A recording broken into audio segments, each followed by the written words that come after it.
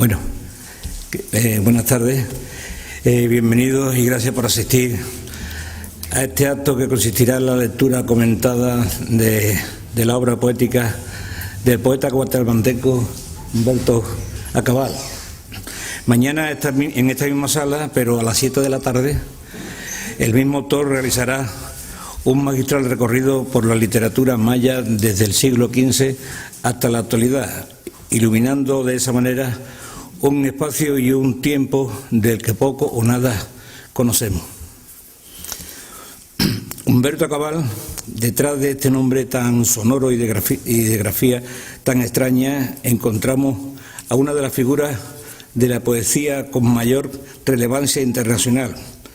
Pero lo más sorprendente es que ese internacionalismo lo consigue escribiendo poesía de su lengua materna, el maya quiché, que luego traduce él mismo al castellano. Es realmente digno de admiración reivindicar un idioma a través de la poesía en un mundo que parece cada vez más abocado a hablar el inglés o cualquier idioma tecnológico.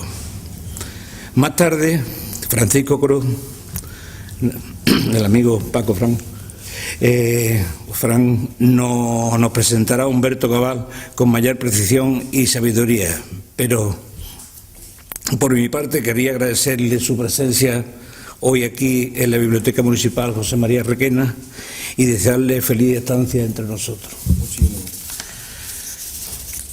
También me acompaña esta tarde aquí en la mesa don Francisco Hidalgo Rosendo, director de la Universidad Pablo de la Vide en Carmona, institución que amablemente colabora en este acto, reforzando así su participación en la vida cultural de nuestra ciudad.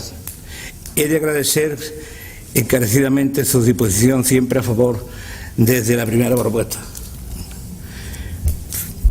Finalmente completa la mesa don Francisco José Cruz, director de la Casa de los Poetas de Sevilla y de la revista Palinsecto, que bajo su experta dirección edita ya desde hace muchos años el Ayuntamiento de Carmona.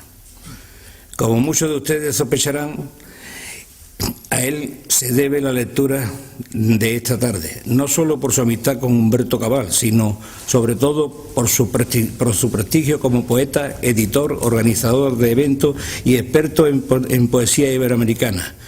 Así, este acto es una prolongación de lo que habitualmente se hace en abril cuando presentamos la revista Palinsecto. Se trata de otro recital de poesía de un gran poeta iberoamericano. Sería buena idea, y por ello lo tendremos en cuenta, repetir varias veces al año estos recitales y no circunscribirlos exclusivamente a presentaciones puntuales, y así la poesía fuera poco a poco formando parte de la vida cultural en Carmona. Finalmente, agradecer, como no, a todos ustedes su presencia y muchas gracias.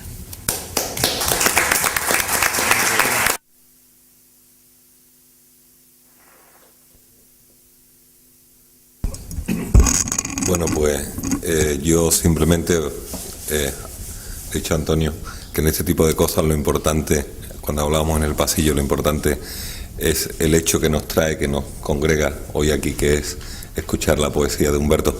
Simplemente, muy brevemente, y es verdad que voy a ser breve, dar las gracias a los estudiantes de la Universidad Pablo Lavides que participan de esta actividad, dar las gracias también al Ayuntamiento de Carmona, a su concejal José Miguel Acal, a María Ángeles Piñero, la directora de la biblioteca, y a mi querido amigo Fran, que lo tengo aquí a la derecha. Te decía ahora, Fran, que no nos veíamos en una de estas, pero mira por dónde. Y bueno, simplemente daros las gracias a todos por la posibilidad que nos dais de participar, de engrandecer la vida cultural de esta ciudad. Las personas que trabajamos en la gestión cultural y nos llevamos todo el día entre números, informes, dosieres y papeles que luego se transforman de alguna forma en este tipo de actividades, agradecemos que nos dejéis participar de ellas.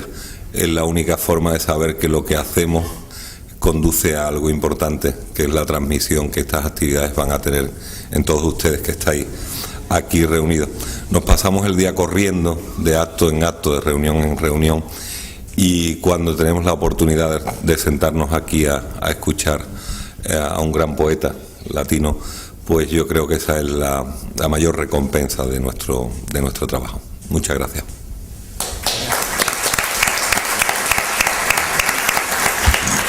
Agradecerle de corazón las cariñosas palabras tanto a José Miguel Acal como a mi amigo Kiko, Francisco Hidalgo, y sobre todo la generosidad de ambos por atender el deseo mío y el de Chari, mi mujer, de traer de nuevo a un poeta que admiramos desde hace mucho tiempo, que es Humberto Acabal. No es la primera vez que viene, yo lo he apuntado a José Miguel, lo trajimos en el año 2001, cuando todavía no lo conocíamos personalmente, pero ya empezábamos a admirar su obra con el entusiasmo necesario para decidir publicarle el primer libro que se editó en España, junto con otra antología que salió en Málaga de él. Antes de presentarlo, sí quisiera yo tener un emotivo recuerdo de Eugenio Montejo, uno de los grandes poetas de la lengua que se nos ha muerto hace muy pocos días, y tuvimos el honor, gracias al Ayuntamiento y a María Ángeles Piñero, directora de esta biblioteca, de que nos leyera poemas en Carmona en el año 2005. Él tenía una larga relación con Carmona, gracias a la amistad que Chari y yo tuvimos con él desde el año 92, en que ya empezó a venir a la ciudad, pero sobre todo fue el alma mater, aunque casi nadie lo supiera, de la historia de Palincesto, pero sobre todo de su primera andadura. Con la exquisita discreción que le caracterizaba, él fue indicándonos, como el que no quiere la cosa, sin darse importancia, sin insistir, cuáles eran los caminos que había que seguir. Chari y yo empezábamos y éramos personas mucho menos maduras y menos formadas que ahora. Él se dio cuenta de eso y sin embargo no le dio importancia, y nos preparó el camino para que al cabo de los años pues la revista sea una cosa mucho más sólida, más honda y más digna de lo que empezó siendo. Él tenía el don de presentarnos a los poetas que de verdad había que conocer en cada momento. Era muy selecto, sin ser elitista, la palabra selecto en el mejor sentido de la palabra, y creó toda una urdimbre de relaciones exquisitas que dan como fruto un poco hoy nuestra capacidad de decidir a quién de verdad debemos publicar en la revista y a quién en un momento dado, por mucho nombre que tenga, no nos interesa. En esta misma casa, en esta misma sala en que él leyó hace 3 años, pues como digo, leyó Humberto Acabal en el 2001 por primera vez. Humberto Acabal nace en el año 52, habla, lee y escribe maya quiché. Su obra está escrita en maya, aunque como bien apunta José Miguel Acal, él mismo se traduce sus poemas al español. A veces yo creo, a veces o siempre, quizás de manera casi simultánea. Pero yo creo que va más allá el hecho de traducirse a sí mismo. Lo voy a intentar explicar para que después estemos atentos cuando él lea.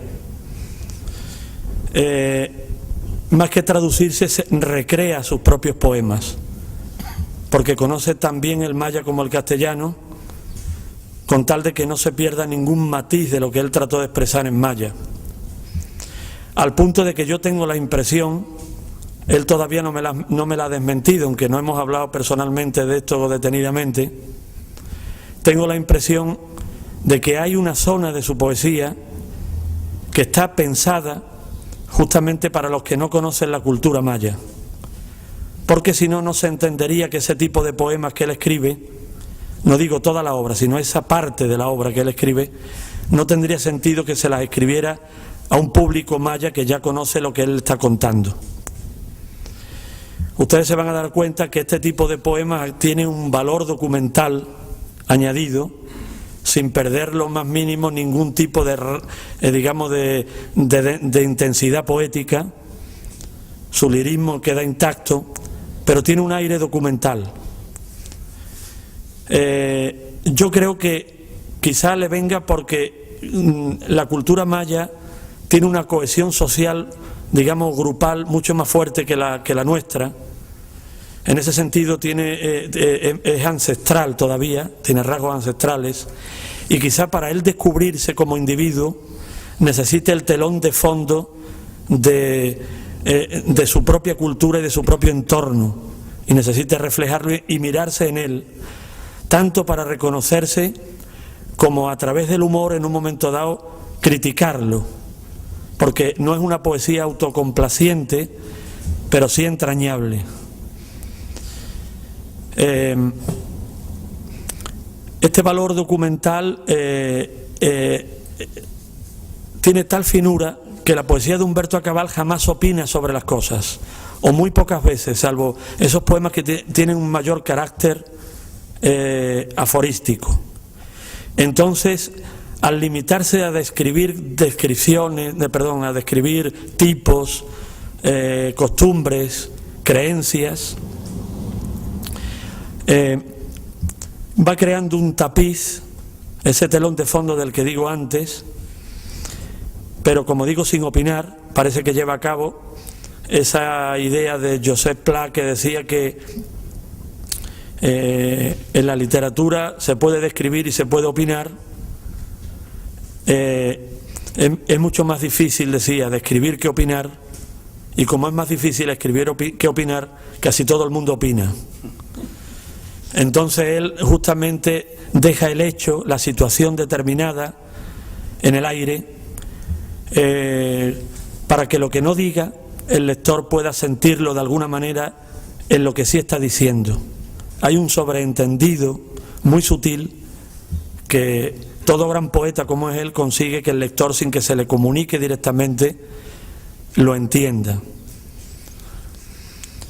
En este sentido juega un papel fundamental, nada decorativo, el recurso de la onomatopeya. Hasta tal punto es importante que, como él no opina, trata de que las cosas y los seres se expresen a través de su poesía. Su poesía es, en este sentido, más receptiva que discursiva.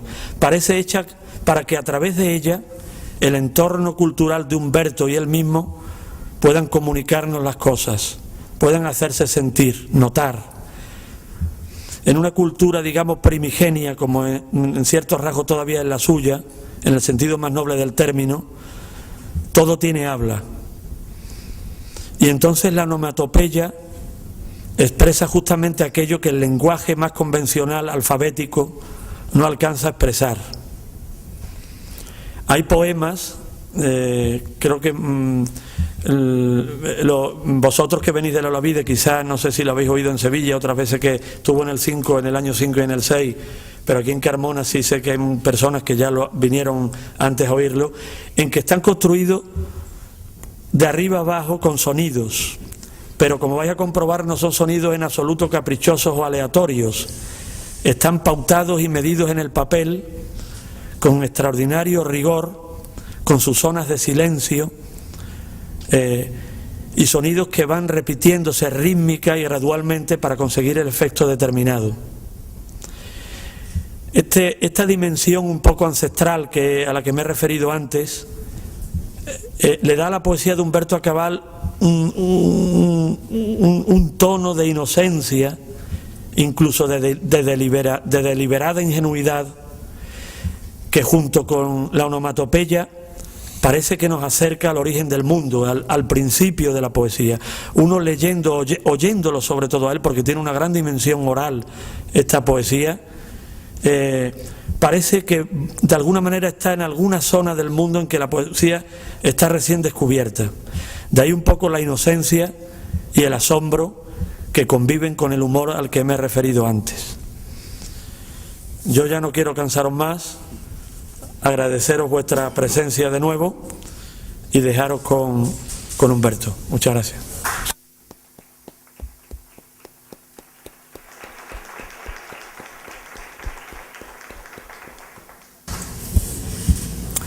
Muchísimas gracias a los que han hecho posible que yo esté acá. Lo digo con todo respeto, con todo cariño, a la universidad, al ayuntamiento, Fran, Chari, y sobre todo la valiosa presencia de ustedes. Créanme que me siento muy honrado.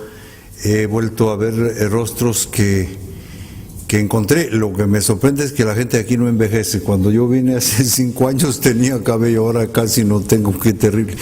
Pero ustedes tienen un secreto que me van a dar y de pronto lo recupero, además, pues, algo a cambio. Es francamente una alegría entonces volver a encontrarme en esta ciudad hermosa. Lo caminé en aquel tiempo y me parecía que no lo hubiera caminado. Hoy le decía a Fran, pero esto no lo vio, es decir, me estaba refiriendo a la muralla, ¿no? Así que si no vi la muralla, realmente no sé qué tenía yo en ese día, pero cosas gigantescas que de pronto no las recordaba.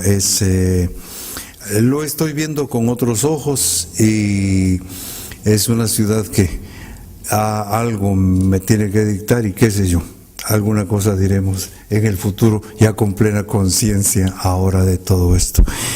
Muchas gracias entonces por su presencia y quiero pedir disculpas. Estoy ligeramente afónico. Estos cambios que a los que ustedes están acostumbrados, yo no los tengo allá en Guatemala. Yo vivo allá en la montaña, en la sierra, y es un clima permanente, regularmente frío.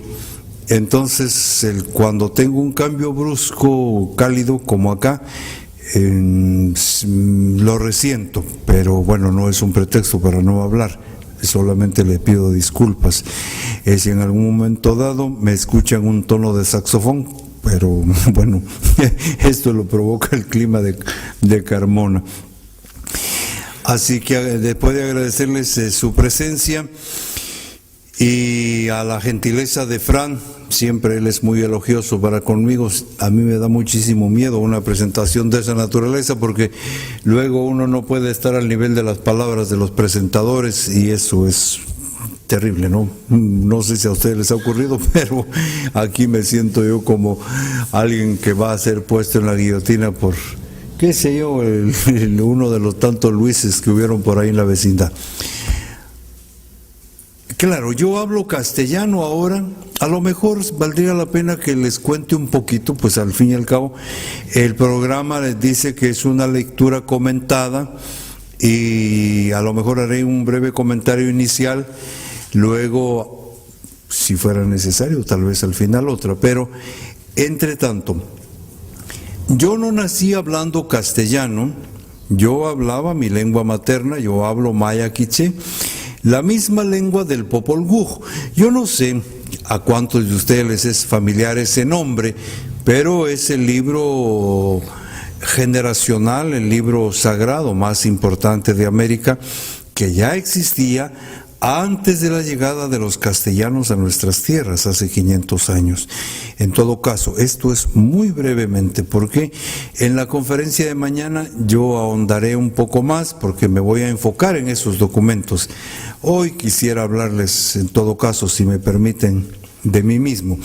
Así que, en todo caso, yo tengo cierto orgullo de hablar esa lengua primigenia de América.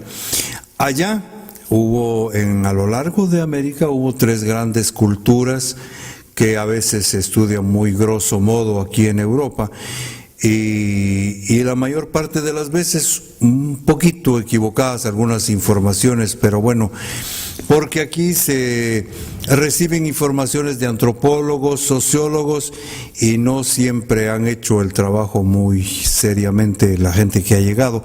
Lo digo con plena conciencia porque he peleado con algunos antropólogos allá de manera muy fuerte porque me molesta cuando un antropólogo que recibe una beca, qué sé yo, de la Comunidad Europea, recibe un platal, y allá llega corriendo, y entonces, bueno, dígame esto. Bueno, señor, si quiere investigar, tampoco, ni me venga a gritar, y tampoco esto se va a decir en 10 minutos, que no es un juego de fútbol. Usted tiene que vivir aquí si quiere saberlo, y tiene que aprender mínimo algo de nuestras lenguas si quiere entenderlo. Y entonces he mandado al carajo a mucha gente de esta porque me parece una grosería. Yo creo que ninguna cultura debe tratarse así, nada más por la orilla, ¿no? Si a uno le interesa una cultura, mínimo debe ser respetuoso y dedicarle cierto tiempo.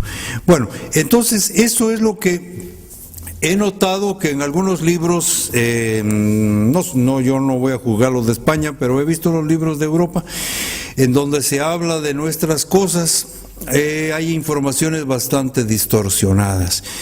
No vamos a componer el mundo hoy tampoco, porque no nos alcanzaría ni esta noche, ni esta semana, y además yo tengo pagado el hotel solo mañana, así que imagínense. Bueno, entonces lo que quiero decirles es que de las 3 grandes culturas de América estaba la cultura azteca, que esto abarcaba de la mitad de México hacia el norte; la cultura maya, que se ha dado en llamar por los especialistas el área mesoamericana, que esto abarca el sur de México, lo que ahora conforman Chiapas, Yucatán y Tabasco, toda Guatemala, parte de Honduras y parte de El Salvador. Eso era el área mesoamericana, el área maya en aquel entonces. Luego, en el sur es en donde estaba ubicado la cultura inca.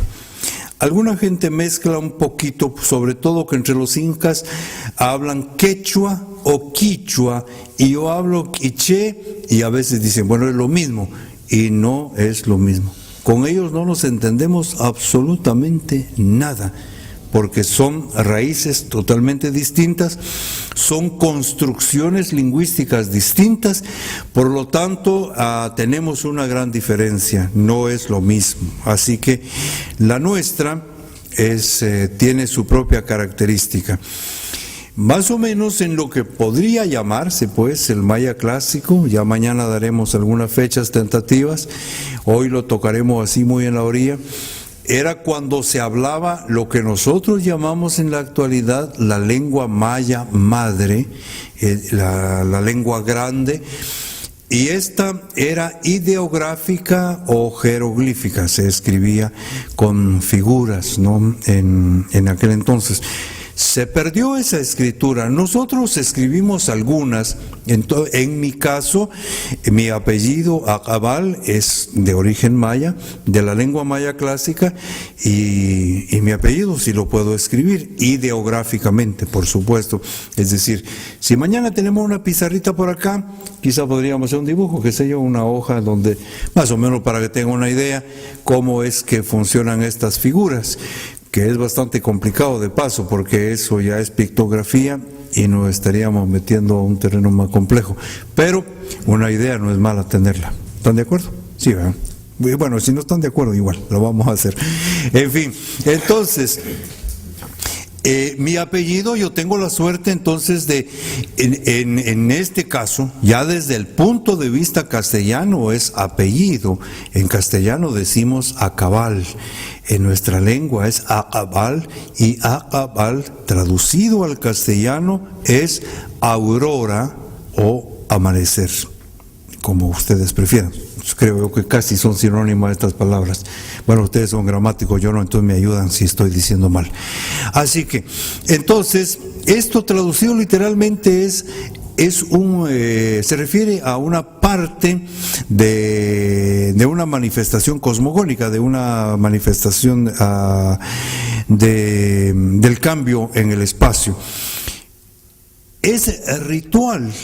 Mi apellido tiene que ver con la transición de la noche con el día, y allá tenemos un símbolo. el símbolo de nosotros, los que tenemos, es un nombre, por supuesto. Acabal es un nombre. En español nadie se llamaría, un hombre no se llamaría Aurora, porque eso es un nombre femenino. En nuestra cultura es al contrario. En nuestra cultura nos llamamos... Yo me llamo Aurora, justamente, ¿verdad? Claro, eso no quiere decir que pongan Dios, lo voy a decir con todo respeto, porque respeto las divisiones sexuales que hayan en la actualidad, pero en todo caso, eso no viene a remitirme a mí a convertirme en una persona femenina. Siempre soy un señor masculino que se llama Aurora. Hablaba brevemente con Chari hace unas horas, porque algunos nombres castellanos incluso los usan los hombres allá, ¿verdad? Allá hay hombres que se llaman Guadalupe, y entonces es Don Lupe, y la señora Guadalupe es Doña Lupe, porque a nosotros no hacemos diferencia entre si es femenino o masculino. Nos guiamos más por el sonido. Si suena bonito, yo quiero llamarme así, aunque sea un nombre de mujer, ¿no? Aunque ahora, por supuesto, que las cosas han variado más, porque ya hay otras imposiciones de orden social, de orden, en fin, hay otras cosas. En el caso anterior, entonces, nuestro, un nombre femenino no venía mal. De ahí que yo me llamo Aurora en mi familia. El símbolo nuestro es el jaguar, porque este animal, seguramente si no lo han visto físicamente, habrán visto alguna fotografía, lo han visto por televisión. Su piel solo tiene 2 tonos, es amarillo con manchas negras, o al revés, si quieren, el animal es negro con manchas amarillas. Pero son estas 2 tonalidades las que distinguen la piel del animal. Y esto sencilla, y por eso le llamamos, ahora sí, masculinamente, el Señor de la Noche. Porque las manchas negras nos remiten a la oscuridad y las manchas amarillas a la claridad. Así que el jaguar viene a ser el símbolo nuestro, y esta es la idea, valga la repetición, ideográfica que se presenta en el jeroglífico. El jeroglífico presenta un jaguar. Ahora, por supuesto que tampoco el jaguar lo vamos a ver como si fuera un retrato, sino un jaguar estilizado, diría yo, surrealista, si queremos usar una expresión más reciente, pero el jaguar está sugerido dentro del símbolo. Bien, todo este rodeo para decirles que entonces yo nací hablando maya quiché. Yo aprendí castellano cuando entré a la escuela primaria. La escuela primaria todavía en la época en que yo nací no era muy bien vista en mi pueblo por la gente mayor. En general, los ancianos de mi pueblo, no solo del mío, de los otros pueblos, no aprobaban la escuela. Siempre fue vista, y ahora como miro las cosas, a lo mejor tenían razón, como un medio de perversión. Entonces siempre se hacía todo lo posible por rehuir de la escuela. No se escondían, ¿no?, a los niños para que nadie supiera que había un niño en casa. Entonces o lo metían a uno en ollas grandes o a la copa de los árboles, lo llevaban al fondo de los barrancos, con tal de que no fuera llevado a la escuela. Porque la escuela, además creo yo que el método que se usaba en aquel tiempo no era el adecuado. La escuela era impuesta por las dictaduras, tenía un carácter militar. Entonces los maestros salían acompañados de un militar de casa en casa, y los niños pues éramos llevados con terror a la escuela, ¿no? Es que realmente era espantoso, porque era arrancado de la casa y vamos a la escuela. Eso era una cosa terrible. En fin, entonces por eso era que había cierta resistencia de nuestros abuelos, de nuestros padres, para que fuéramos a la escuela. Y habían otros inconvenientes que venían a agravar más este asunto. En todo caso, el caso mío, del lado de mi madre, mis abuelos, mis bisabuelos usaban el cabello largo. Eso es un símbolo de distinción. Y yo era un niño de 7 años que tenía su cabello. Mi madre me cuenta que tenía mi cabello bastante largo, me bajaba más allá de la cintura. Y ella disfrutaba haciéndome 2 trenzas, porque era un orgullo tener el cabello así. Cuando me llevaron a la escuela, en mi pueblo solo habían 2 escuelas, la escuela de niñas y la escuela de varones. Pero los directores de las escuelas eran militares. Entonces, cuando mis padres dijeron, pues este es un niño, va a la escuela de varones, me mira el militar y dice, no, este es una mujer. Y sin más ni más, a mí me mandaron a la escuela de niñas. Es decir, yo hice mi primer grado como mujer, ¿no? Porque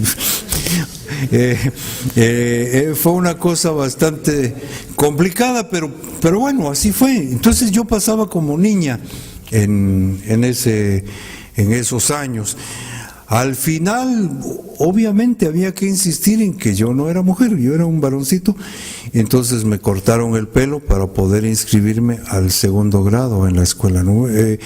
Y eso fue pues como una catástrofe en mi casa. Mi madre sufrió mucho porque me quedé sin cabello, pero bueno.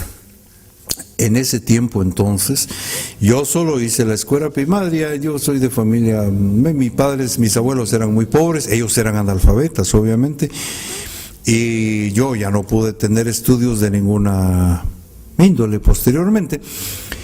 Me fui autoeducando. Una vez que aprendí yo a leer, le tomé amor a los libros, y desde que yo tenía 12 años hasta la fecha, yo no he dejado de leer. Me he formado leyendo, he mejorado mi castellano leyendo.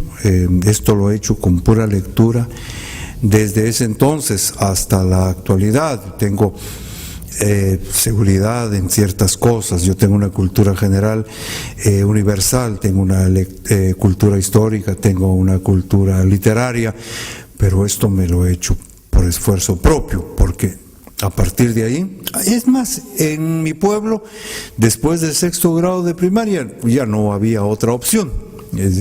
Hasta muy recientemente que ya tenemos escuelas de educación básica, de educación media, y bueno, se puede obtener por lo menos un título algún título de educación media a los que autoriza el Ministerio de Educación, pero eso tendrá de aquí para acá unos 10 años. Anteriormente no teníamos esa oportunidad. Así que yo me formé leyendo, mejoré mi castellano leyendo, literalmente.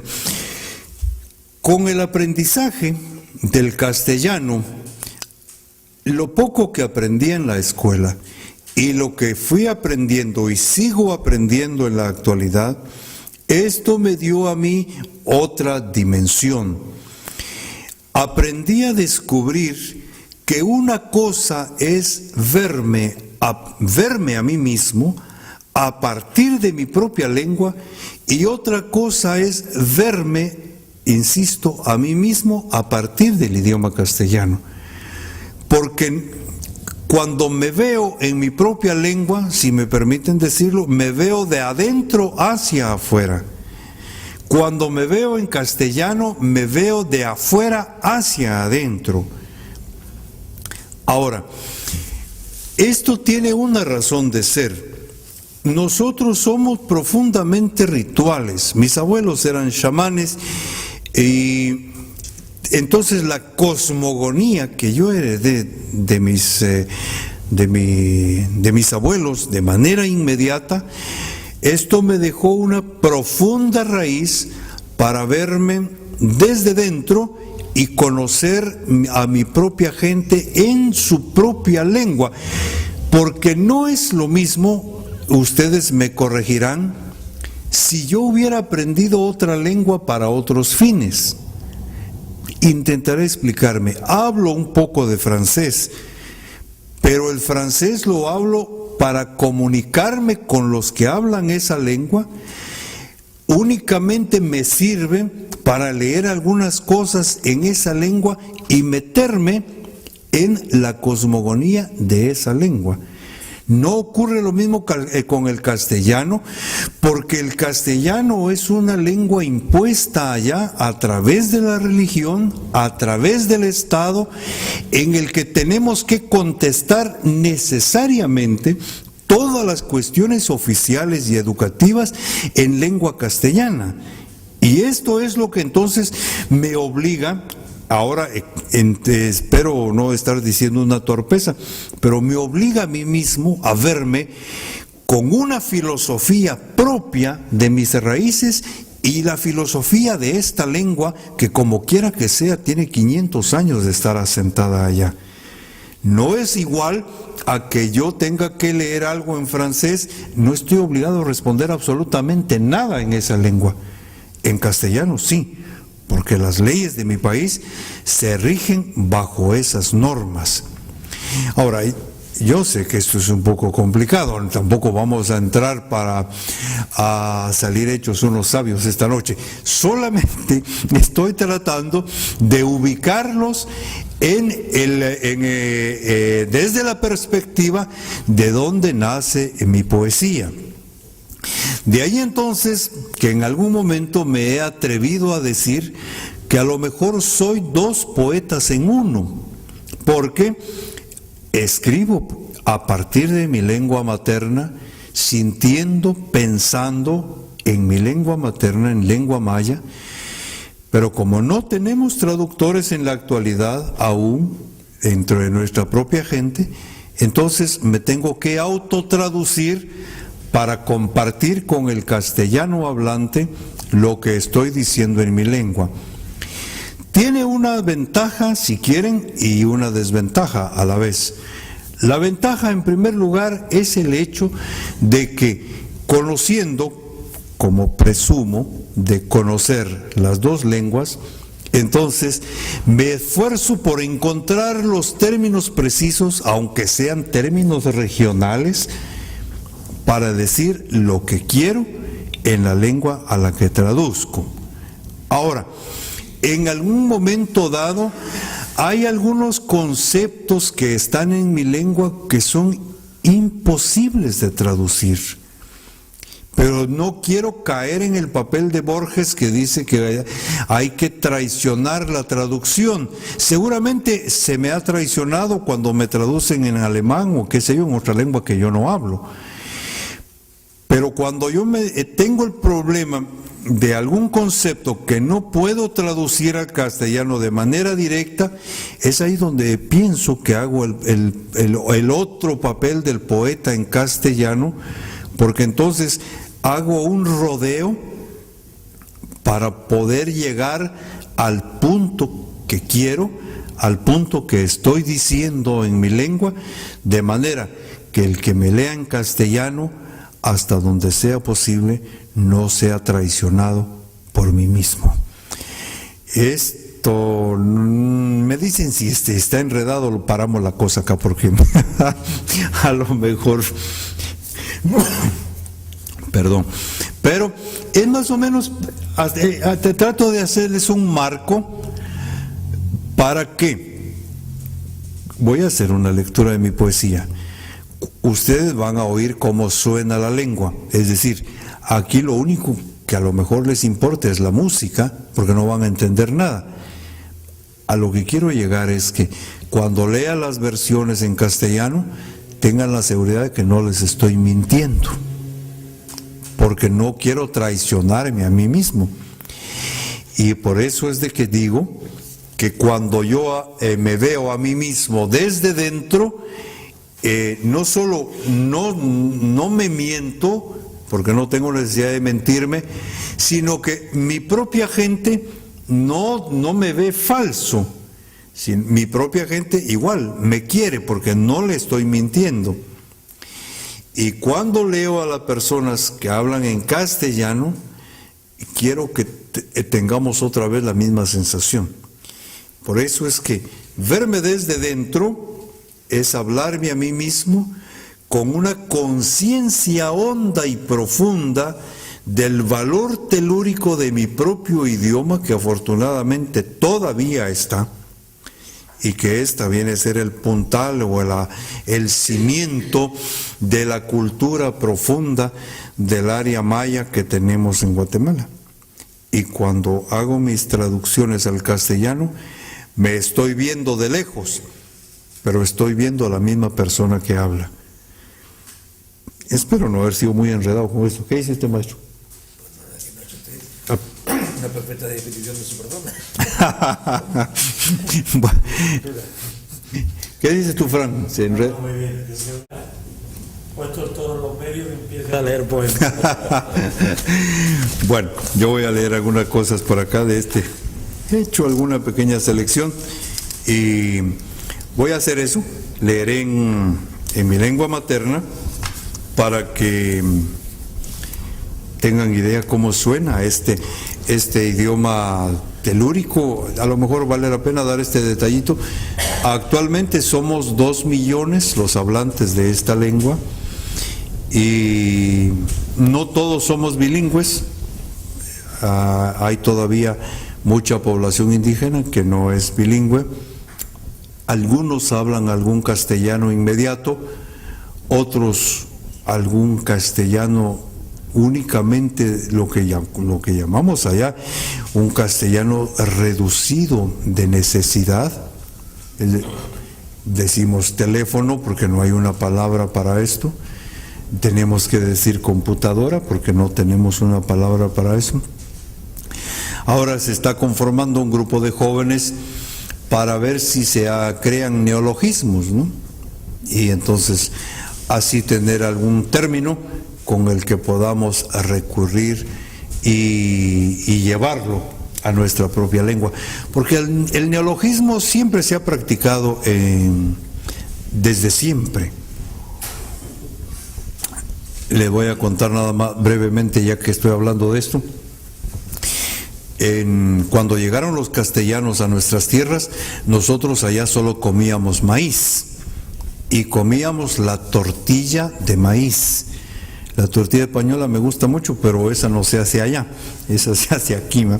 Allá comíamos solo tortillas de maíz y tamalito, lo que llamamos el tamalito, ¿no? Una especie de bollito de maíz. El trigo lo llevaron los castellanos allá. Entonces, bueno, ahora para poner el ejemplo del neologismo, allá, wa, W-A, wa, así es como se llama el tamal de maíz, wa. Cuando llegaron los castellanos, como ellos todavía iban hablando ese barroco que llevaban de hace 500 años, ¿no? Entonces ellos se llamaban castelán. Y el castelán pasó a la lengua maya quiché como cashlán. Nosotros allá decimos cashlán, se deformó. Y entonces nos apropiamos ya de un sonido distinto y se decía cashlán para el castellano. Cuando los castellanos hicieron el primer pan y mis ancestros lo vieron, entonces le pusieron un nombre y le llamaron cashlán guá, es decir, tamal castellano. Y en la actualidad, todo pan hecho con harina se llama cashlangua en quiché. Y el tamal de maíz se sigue llamando guá. Miren qué bonito. Bueno, digo, es decir, ustedes tienen que decir que está feo, pero yo lo oigo bonito. Kinchawik, Shacheuts apishik riuchi ritzinowik. Hablo para taparle la boca al silencio.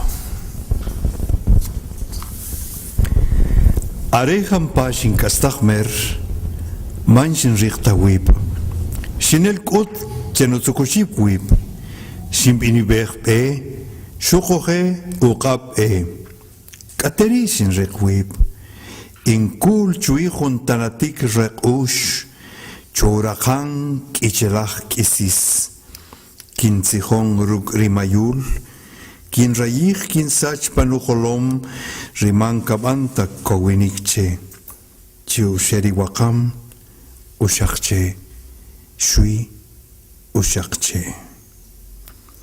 Hoy amanecí fuera de mí y salí a buscarme. Recorrí caminos y veredas hasta que me hallé, sentado sobre un tanatón de musgo al pie de una ciprés alada, platicando con la neblina y tratando de olvidar lo que no puedo. A mis pies, hojas, solo hojas.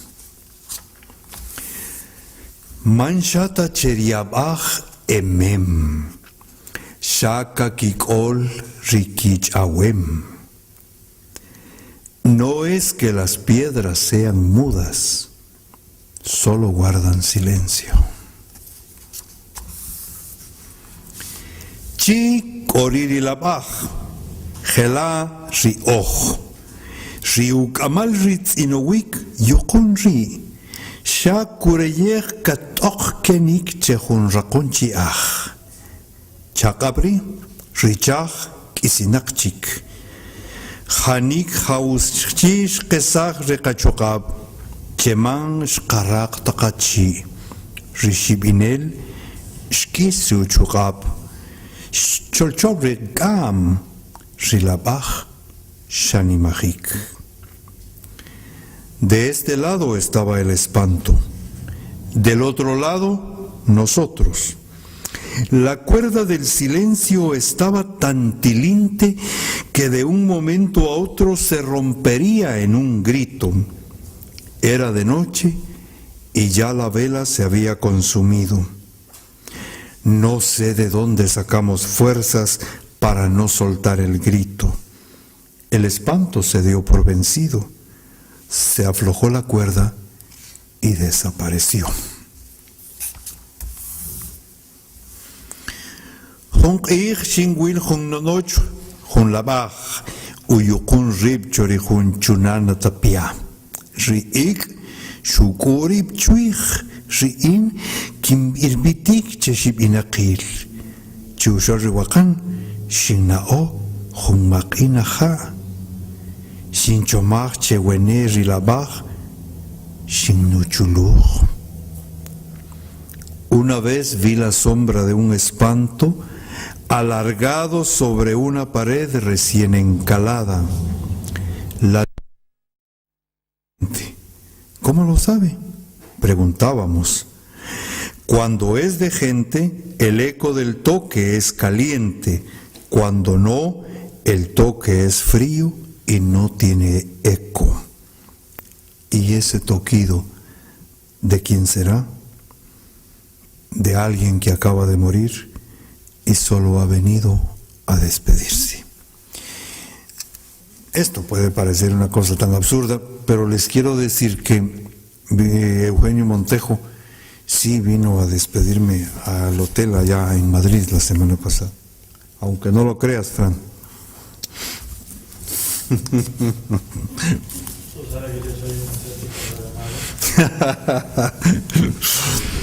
Pero solo por la lírica puedes convencerme. Bueno. Yo, mientras los poemas que tú haces sean buenos, yo creo que mi fe se mantendrá. Bueno, muchas gracias. Él bailaba como nunca se le había visto bailar, y sus ojos solo eran para ella. ¿Con quién baila?, preguntó una voz. Con una sombra, contestó el viento. Quizá valga la pena contarles a ustedes que a ver si lo puedo decir de algún modo que no resulte ridículo, pero el espanto de nosotros, a Fran lo va a explicar mejor otro día, pero el espanto nuestro no son los mismos espantos de Fran. Los espantos de Fran son más, yo no sé cómo se llamaría, Fran, más científicos, tal vez, pero los míos sí son otros, ¿no? En todo caso, nosotros, eso es lo que nos ha criticado la Iglesia, nos ha perseguido, y bueno, ustedes nos imaginan cuánta persecución hemos tenido acerca de esto. Aún así, insistimos. Sin embargo, el espanto nuestro lo entendemos como una energía que se anticipa la palabra predicción no me gusta, pero sí para anticiparle el futuro inmediato. Y es que no ocurre solamente, les he leído algunos poemas del espanto visto desde como un aparecido, pero también lo entendemos de otras formas. Solo les pongo un par de ejemplos. No defiendo mis espantos, pero así es como lo entendemos nosotros. Un ejemplo es esto. Si nosotros vemos relámpagos en el sur, sabemos que no va a llover durante 30 días, y eso es infalible. Si vemos relámpagos en el norte, sabemos que va a llover durante 30 días, un mes lunar, y eso es infalible. Les digo con franqueza, el Instituto de Meteorología en Guatemala se equivoca cada tanto, pero los relámpagos no se equivocan. Y entonces no es superstición, ¿verdad? Sino que es esa comunión y comunicación que tenemos con esos fenómenos, si ustedes quieren, unos físicos y otros sobrenaturales, pero que una razón tienen y que efectivamente se presentan.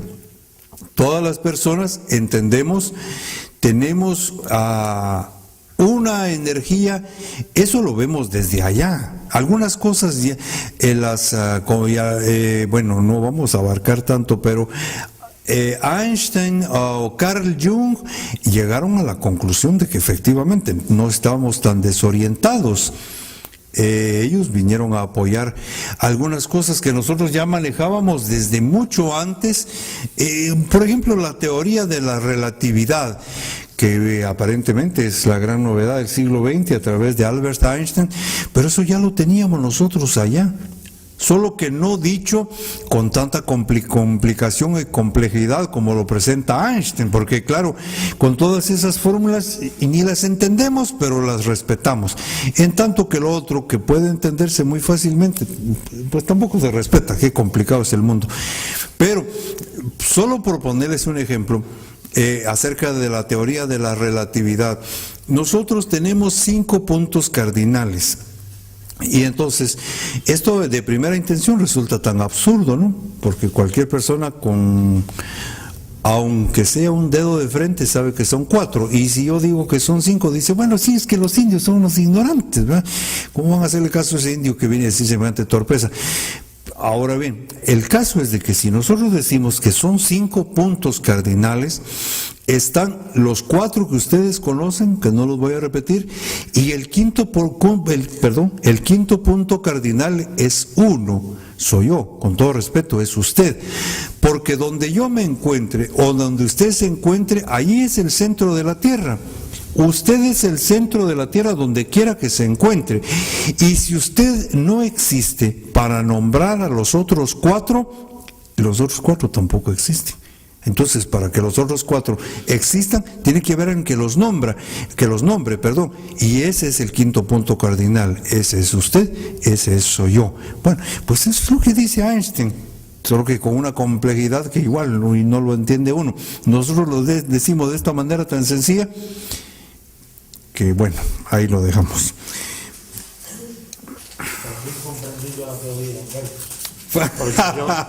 Yo no la había entendido en mi vida. No.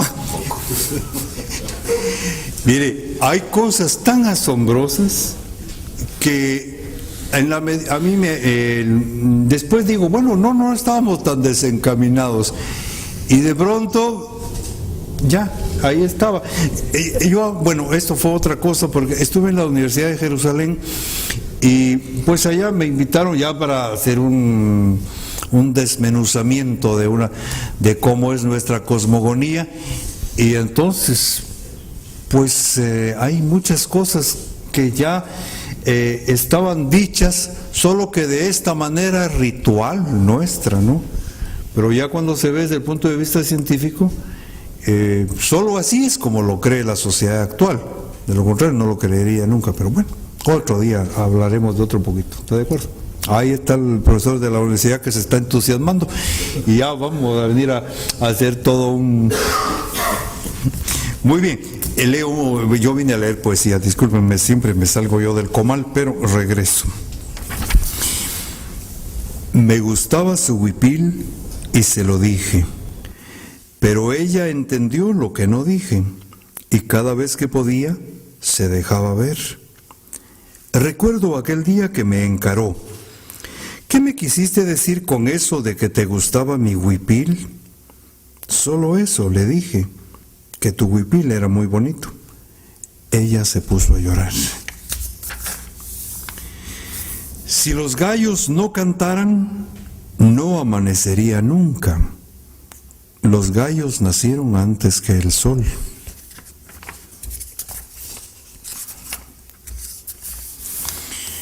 La ropa que mi mamá lavaba en el río la poníamos a secar colgadas de los mecates que atirantábamos de un árbol a otro. Nuestras camisas rotas parecían Cristos crucificados asoleándose.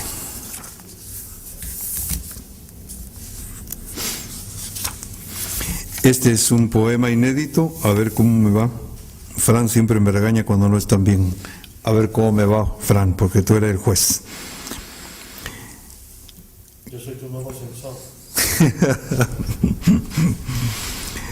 Cada vez que duermo, me ausento de mí y agarro camino para lejanos tiempos.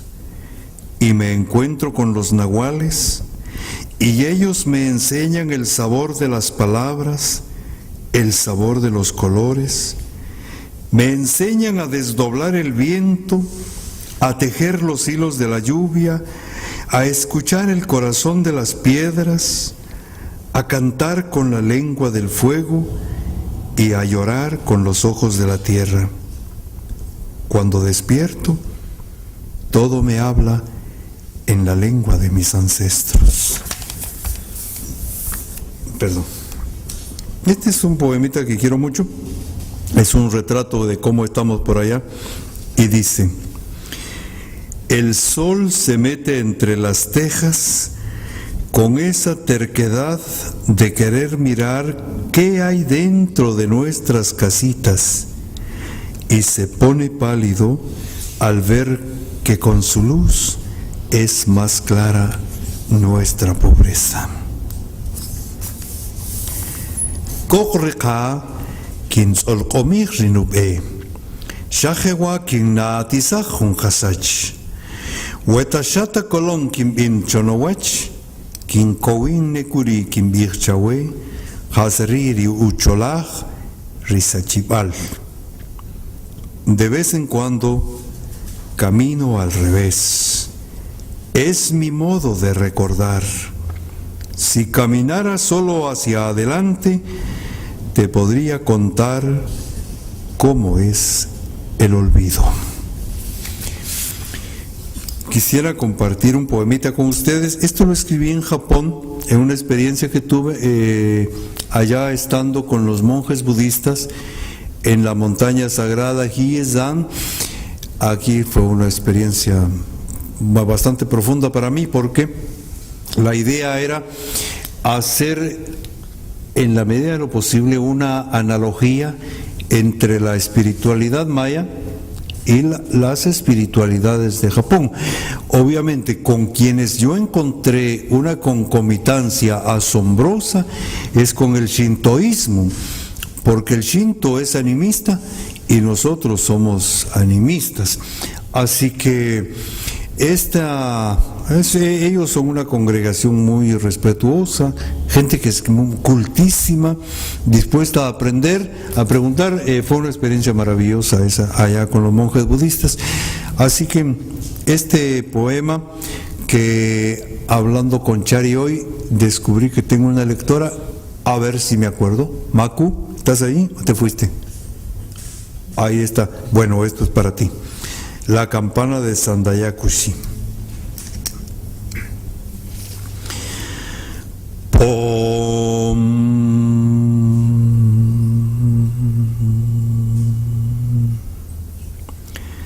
La vieja campana con su enorme boca llamando al mundo.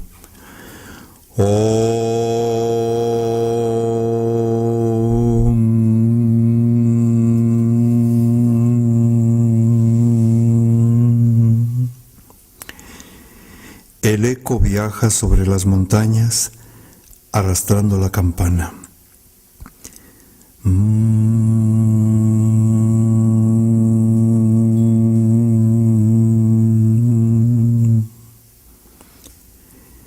Y se vuelve viento. Esta es una experiencia profunda. Obviamente se siente la influencia japonesa en el poema. Alterno ahí con la onomatopeya. Sin embargo, en nuestra cultura, la onomatopeya es algo que está presente en el lenguaje cotidiano. Eso lo vamos alternando. Les pongo unos ejemplos, las voces de los animales, es decir, los animales para nosotros hablan. Entonces, el perro cuando ladra dice ajau, y escuchamos a un perro ajau, ajau, ajau, ajau, y ajau traducido literalmente al castellano es dueño. De modo que si el animal dice ajau, ajau, ajau, está defendiendo lo que es suyo, dueño, dueño, dueño. Los gatitos casi siempre maullan cuando entran. Nunca, al menos esa es la experiencia de los gatos de allá, un gato cuando sale de la cocina no maulla, maulla cuando entra. Y entendemos que el gatito dice now, now, now. Entra saludando, el gato dice señora, señora, señora, entra hablando muy cariñosamente. Es lo que entendemos en la voz de los animales. Los gallos son aún más profundos porque ellos sí cantan una oración o una frase. Lo voy a decir hablado y después lo canto y luego la traducción y van a darse cuenta. El gallo dice Saqir riqih. Saqir riqih, traducido al castellano es está clareando el día. Eso es lo que dice el gallo. Y cantado, entendemos que lo canta. Saqiriqih, saqiriqih, saqiriqih. El gallo está cantando por lo menos 3 palabras que entendemos, ¿no? Saqiriqih está clareando el día. Bueno, esto, digamos, es con respecto a cómo funciona la onomatopeya como lenguaje, no solo como sonido. Ahora, por supuesto que también hay sonidos que nos llevan a la profundidad. He hecho yo una apropiación de esto con este poema que he titulado Las voces del agua, entendiéndolo desde el punto ritual nuestro. El agua habla dentro de su propio corazón, que eso sería el concepto que tendríamos del agua. Y el agua tiene diversas edades y las diferentes manifestaciones del agua tiene diferentes voces. A ver, espero no enredar. No canta igual un charco que una lluvia. No es lo mismo una caída de agua que un río o un lago. Y bueno, entonces por aquí vienen estos sonidos. Yo Jin Cho Ponou Ponou Ponou Ponou Bulqutuk Bulqutuk Bulqutuk Bulqutuk Bulqutuk Bulqutuk Shak Shak Shak Hap Hap Hap Hap Hap Hap Huba Huba Huba Huba Polou Polou Polou, plum, plum, plum, plum, plum, plum, chut, chut, chut, turuk, turuk, turuk, turuk, gulqutuk, gulqutuk, gulqutuk, gulqutuk, ham. A ver, si alguna vez han estado ustedes cerca del agua, alguno de estos sonidos les es familiar. Aquí hay sonidos del agua cuando va pasando entre piedras, hay sonidos del agua cuando cae, sonidos del mar, el sonido de llovizna, sonido de lluvia mezclada con viento. Nuestra lengua, creo yo, espero no cometer una imprudencia, tiene esa virtud de poder atrapar ciertos sonidos de la naturaleza y las llevamos a nuestra lengua. Y yo ya sé que se están durmiendo, ya nos vamos. Entonces voy a terminar con esto que se llama Cantos de Pájaros. Este poema, leí parte de esto en aquel entonces. Lo que pasa, Fran, si tú te has dado cuenta, este es un poema que está creciendo, ¿no? Lo estoy convirtiendo en un relajo, ¿no? En fin, no sé en qué lo estoy convirtiendo, pero se ha estirado de tal manera que la próxima vez voy a terminar cantándolo solo aquí y todo el mundo se va a alargar. Pero vamos a cantar una parte para que salgamos juntos, porque no quiero irme mañana temprano solo buscando a la puerta. Este se llama Cantos de Pájaros. En maya quiché, Shirishitem Chikop. A ver, aprendamos una palabra, no sean ingratos. Shirishitem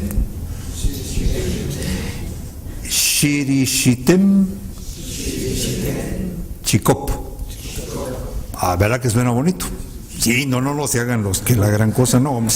Si esta es una lengua preciosa realmente. Muy bien, Cantos de Pájaros.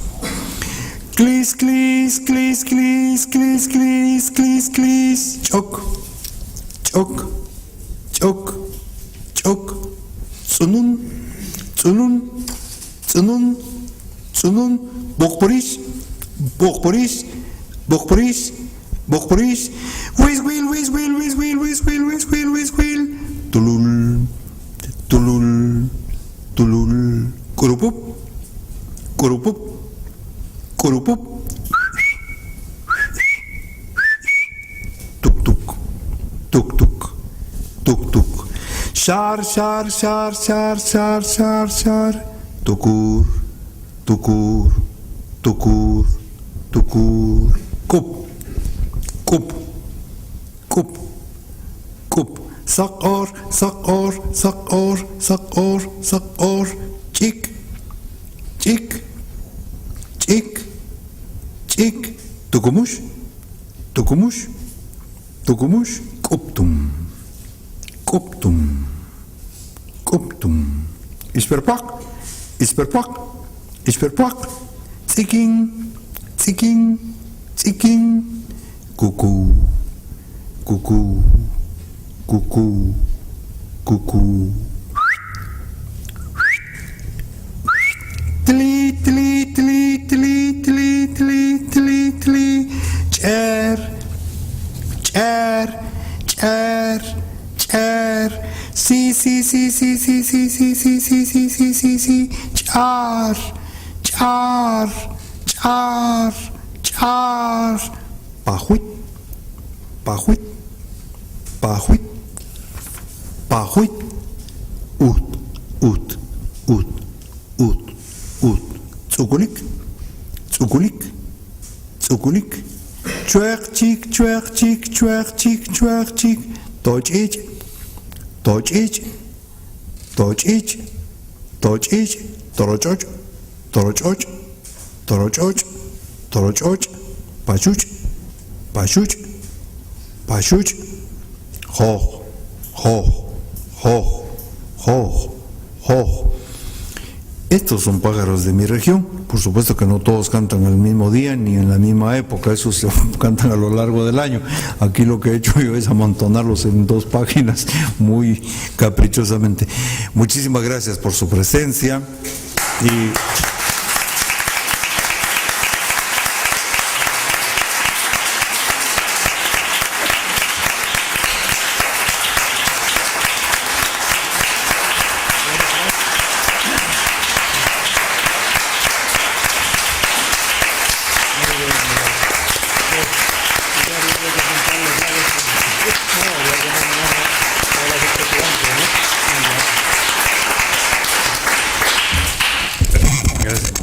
Bueno, pues Esta ha sido la maravillosa lectura comentada de Humberto Cabal.